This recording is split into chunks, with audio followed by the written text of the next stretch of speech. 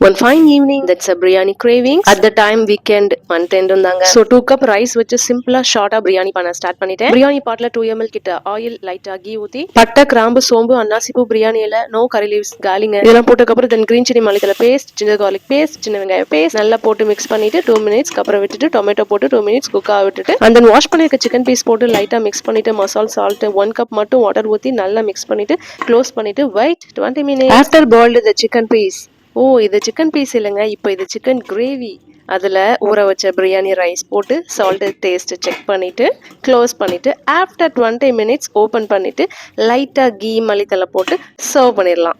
சுத்தமான நம்மூர் சுவையோ ஆத்தா தந்த உசுர போல மூட்டி பாசம் கொட்டி சமைச்சது திண்டுக்கல்லு தலப்பா கட்டி நெய்யூத்தி நேசம் கொட்டி இழுக்குது திண்டுக்கல்லு தலப்பா கட்டி.